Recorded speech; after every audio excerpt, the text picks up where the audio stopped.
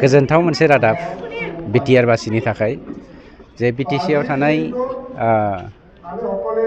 सुबुंफोरा दिनै मोनसे सोलायनायखौ थांनाय 5 बोसोर प्रमद बर' बिथांनि दैदेननायाव जाबायदि मोननो हादोंमोन हाग्रामानि दिनाव बेखौ मोननो हायाखै। बेनि थाखाय रायजो राजाफ्रा माबा मोनसे मेसेज नागिरदों जाय मेसेजनि गेजेरजों आरोबाव बिटिसिआव सान्थि गायसनफिननो हायो नामा। आं नोंथांमोननि मिडियानि दारै मोनसे बाथ्राखौ बुंनो नागिरदों।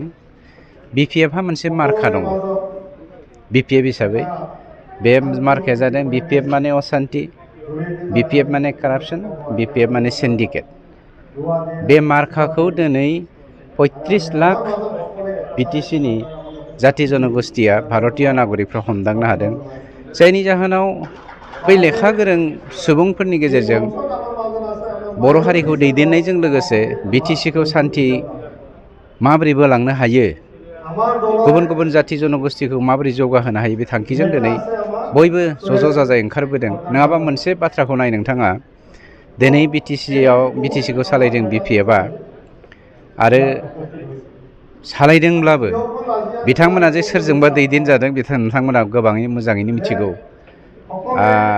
बिपिएफनि दिनैनि जा सरकार, बे सरकार दैदेननाय समाव बिपिएफआ लेट्रिननि अपेनिं खालामनायनि फिथा होनायखौबो सोरबायासो खिन्थु दैदेनबाय दङ। गतिके रायजो राजाफ्रा बेखौ लुबैयाखै।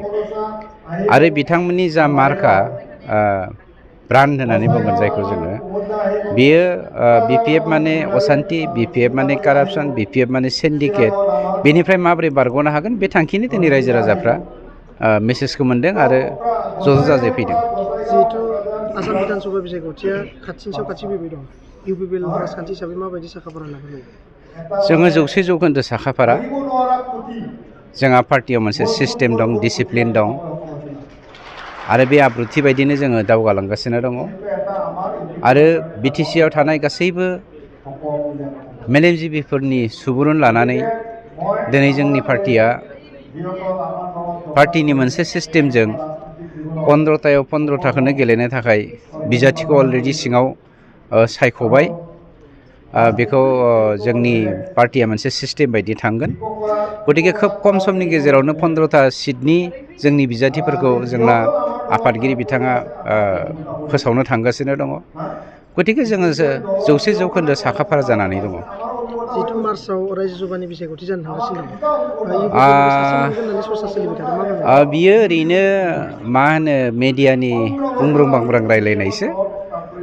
बर'आ 3 MP मोनोब्लाथ' जोंहा बुंनांगौ जेबो गैया, खिन्थु आं सानादि मेडियायाव ओंखारनाय बायदि बेयो जागोन होननानै।